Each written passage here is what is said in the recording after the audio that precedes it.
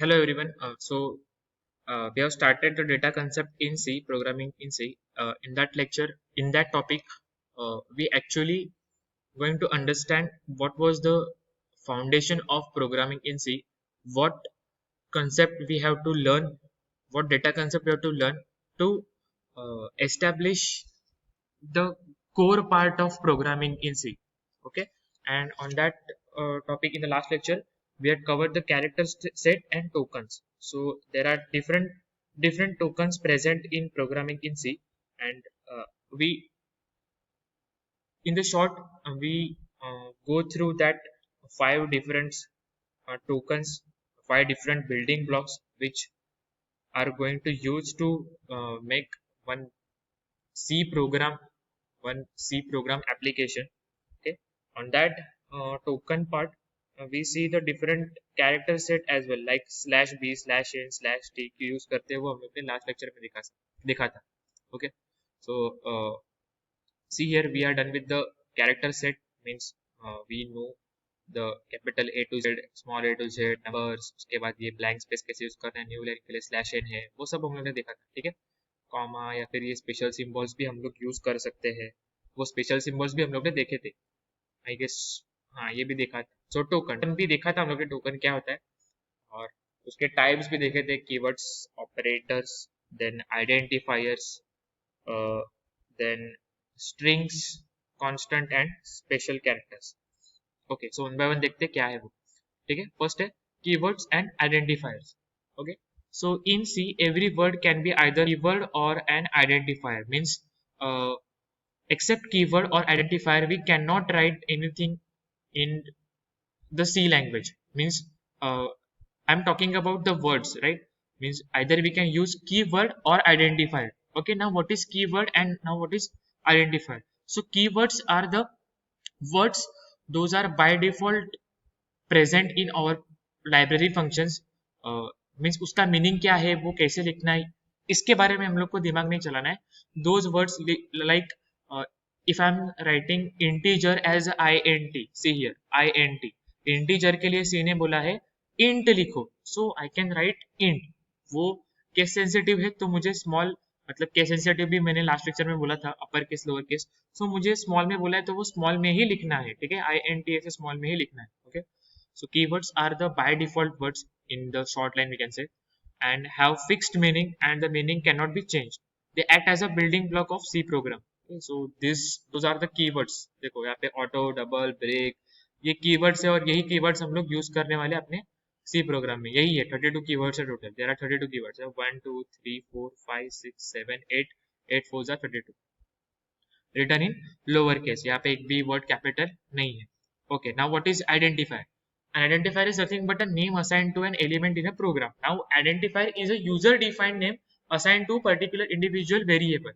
जैसे कि integer a, हाँ तो a क्या हो गया, या फिर a या फिर रोल नंबर, ये क्या हुआ, आइडेंटिफाई किया है मैंने एक इंडिविजुअल पार्ट को. मैं आइडेंटिफाई नहीं कर सकता, so through identifier I can identify, I can memorize those part, those module of that individual C program. Example, name of a variable, जैसे कि मैंने बोला, आप भी बोला इंटीजर ए, हाँ तो ए क्या हो गया मेरा, आइडेंटिफायर हो गया. फंक्शन, फंक्शन मतलब सपोज मुझे अभी like I said C program is the collection of function. Suppose I am going to write one calculator program, so calculator program is the collection of functions. So one function is addition, second function is subtraction. Okay, so वो function को नाम में देने वाला हूँ.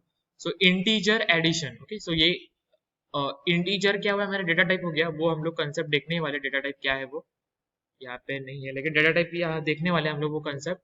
और उसके बाद इंटीजर एडिशन जो नाम है वो ऐड भी दे सकता हूँ मैं, या फिर एडिशन भी दे सकता हूँ, या फिर प्लस भी दे सकता हूँ, कुछ भी नाम में दे सकता हूँ.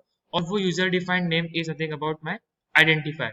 Now I cannot choose the random word for identifier. Okay, so there are rules which I must follow before the actual declaration of identifier. So the first rule is the first character must always be an alphabet or an underscore. मतलब मैं alphabet से ही वो start कर सकता हूँ A to Z, या फिर underscore, number में यूज नहीं कर सकता.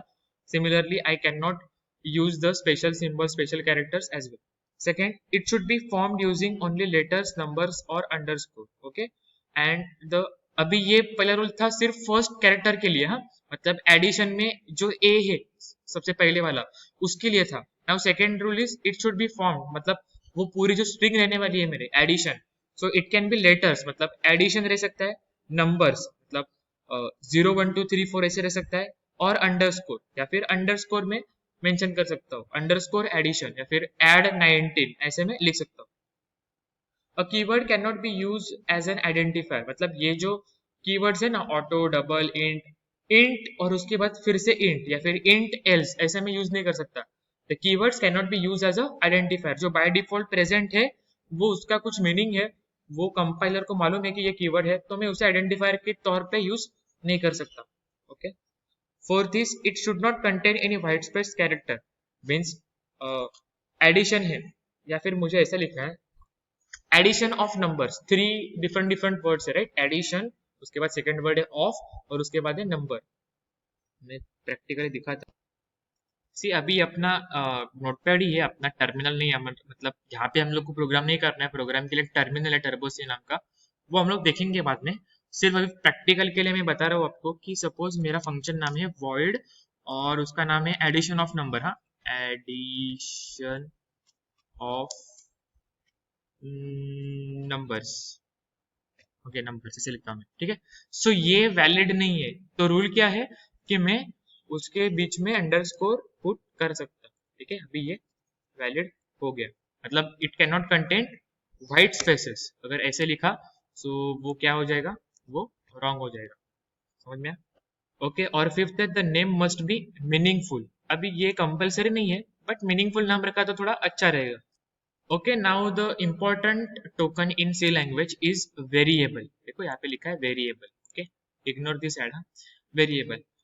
Variable is an identifier which is use to store some value. Okay, अभी यहाँ पे देखो आप लोग के पास सपोज टॉफीज है, हाँ, बहुत सारे टॉफीज है या फिर कैंडीज है, चॉकलेट्स है, तो वो आप लोग ने स्टोर किए, सपोज इक्लेयर्स एक डब्बे में रख दिया, उसके बाद और पूरे ब्लैक डब्बे, हाँ, सपोज हम लोग कंसिडर करेंगे पूरे ब्लैक डब्बे है, एक में इक्लेयर्स रख दिए, एक में हम लोग आपने रख दिए मेलोडी रख दिया, एक में दूसरा कौन सा टॉफी रहेगा वो एल्पेन लेमन रख दिया, ठीक है. और वो पूरे ब्लैक या फिर वो उसका जो आउटर कोट है वो मतलब ट्रांसपेरेंट नहीं है वो डब्बे. सो आप लोग आइडेंटिफाई कैसे करोगे, तो आप लोग क्या करोगे, वो सपोज इक्लेयर का है तो इक्लेयर के डब्बे में आप लोग नाम दोगे इक्लेयर्स करके, डब्बे के बाहर मैंने नाम दिया इक्लेयर्स, ठीक है. तो वेरिएबल सेम चीज है, वेरिएबल क्या है, एक डब्बा है जहाँ पे हम लोग स्टोर करने वाले हैं वैल्यू, ठीक है. अभी वो डब्बे में, वो डब्बे के अंदर कौन सी वैल्यू स्टोर है वो बताने का काम कौन करेगा, डेटा टाइप, ठीक है. बट वेरिएबल का काम क्या है, वेरिएबल का काम क्या है कि टू स्टोर सम वैल्यू. देखो यहाँ पे to store some value. Okay, and the value can be changed at the time of execution. क्या बोल रहा हूँ मैं, ध्यान से देखो. The value can be, variables can change during the execution of program, मतलब at the time of program उसकी वैल्यू हम लोग चेंज कर सकते हैं. लाइक इंटीजर ए, इसमें इंटीजर डेटा टाइप है, वो अब तक कंसेप्ट हम लोग ने समझा नहीं है. We can see this concept after the variable and this token concept have done, we are done with this concept. But फिलहाल इतना ध्यान में रखो कि इंटीजर ए में ए क्या है, वेरिएबल नेम, एंड ए की वैल्यू में 5 रख सकता हूँ, 4 रख सकता हूँ, 99 रख सकता हूँ, कितनी भी रख सकता हूँ, डिपेंड करेगा. इसलिए मैंने बोला कि इसकी वैल्यू चेंज होगी eight the time of execution.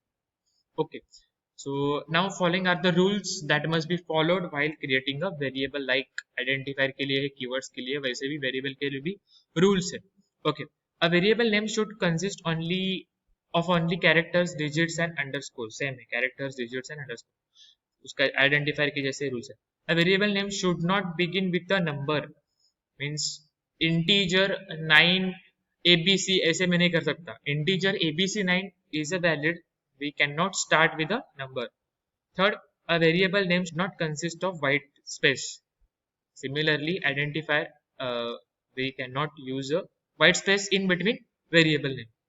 A variable name should not consist of a keyword. Same like identifier, keyword होना नहीं चाहिए. C is a case sensitive language. That means a variable name age and age are different. Means this small uppercase age is totally different of this lowercase age. अभी variable repeat नहीं होने चाहिए, मतलब as मैंने किया तो मैं similarly उसके नाम का दूसरा एज नहीं कर सकता क्योंकि ये नाम यूनिक है वो प्रोग्राम के लिए. But this age and this age will be different, मतलब मैं ऐसे कर सकता हूँ integer small age and integer capital age, those are two different containers to store some value. Okay, यहाँ पे देखो दिया है हाइट और हाइट. देखो ये हाइट ऐसे हम लोग कर सकते हैं, हाइट वन ऐसे कर सकते हैं, या फिर माई नेम ये देखो ऐसे कर सकते हैं. देखो वन हाइट ऐसे हम लोग यूज कर सकते हैं. फॉर एग्जाम्पल देखो इंटीजर माई वेरिएबल, ये एक वेरिएबल किया है क्रिएट माई वेरिएबल नाम का, माई अंडरस्कोर वेरिएबल, और सेमीकोलन मतलब क्या फुल स्टॉप, ये मैंने बताया था. अभी माई वेरिएबल को मैंने वैल्यू असाइन की 40 है, समझ में आया. ये डिक्लेरेशन है और ये इनिशियलाइजेशन है. Okay, now the next important topic is data types. Okay, अभी डेटा टाइप्स क्या है, आप लोग को नाम है, ठीक है, नाम रहेगा आपका, आपके अलग अलग नाम से. अभी आपके लोग क्लास में कौन कौन है मुझे इतना याद नहीं है. ओमकार है, ठीक है, हम लोग ओमकार का एग्जाम्पल कंसिडर करते हैं कि ओमकार नाम का एक बंदा आपके क्लास में है, ठीक है. लेकिन बहुत सारे ओमकार रह सकते हैं कंप्यूटर FYCO में, राइट. बहुत सारे ओमकार ये दुनिया में रह सकते हैं, धानु में रह सकते हैं, महाराष्ट्र में रह सकते हैं.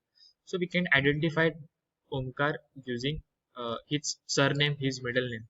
सो जो सरनेम और मिडल नेम का काम करने वाला ना वही है अपना डेटा टाइप, ठीक है. क्योंकि ए नाम के ये जो हाइट नाम के वेरिएबल है बहुत सारे रह सकते हैं मेरे प्रोग्राम में, या फिर ये जो वन हाइट नाम करके नाम है ये, ठीक है, ये इनवैलिड है, ये इनवैलिड नाम है, ये ऐसे हम लोग नहीं कर सकते. ये वैलिड है, हाइट वन है, माई नेम है, ऐसे बहुत सारे रह सकते हैं, या फिर ABC. सो हम लोग वो कौन से टाइप का है, वो डेटा कौन से टाइप का है, उसका सरनेम क्या है इन अ रियल वर्ल्ड, सो वो कौन बताएगा, data type. Provides various data types to make it easy for programmers to select suitable data types.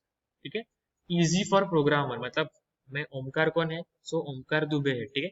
सो मैं नाम से आइडेंटिफाई कर सकता हूँ कि वो बंदा कौन है. सिमिलरली मैं ये डेटा टाइप से आइडेंटिफाई कर सकता हूँ कि वो कौन से टाइप का वेरिएबल है. Okay, and there are three data types present in our C language: primitive, derived and user defined. Okay, so देखते हैं प्रिमिटिव क्या है, डिराइव्ड क्या है और यूजर डिफाइंड क्या है वो. Okay, there are 5 primary fundamental data types, और उसके ही बेसिस पे 5 टोटल 5 डेटा टाइप के मतलब टाइप्स है. ये उसके कोर टाइप्स है और ये 5 टाइप के हम लोग डेटा टाइप यूज करने वाले. कौन से है, integer, character, float, double and void. Don't forget 5 data type है सी में: integer, character, float, double, void. एक लॉन्ग भी है वो हम लोग ठीक है बोलता वो भी, बट ये 5 बेन है.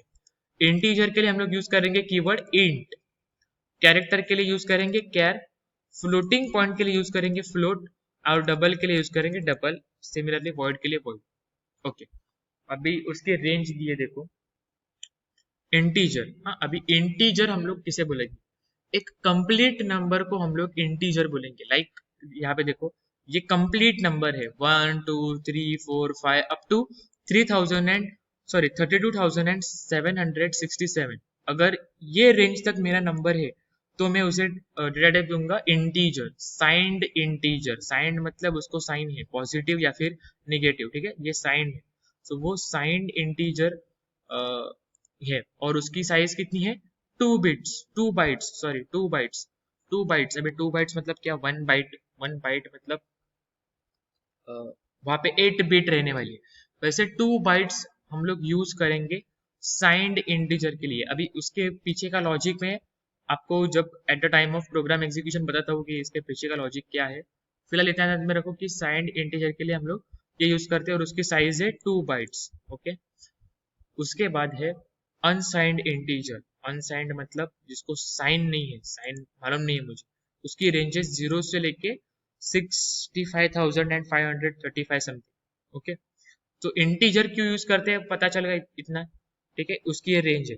अभी उसके रेंज के बाहर अगर जा रहा है कुछ तो हम लोग यूज करेंगे लॉन्ग इंटीजर. देखो लॉन्ग डेटा टाइप यूज कर रहे हैं, देखो इतनी उसकी बड़ी रेंज, ठीक है.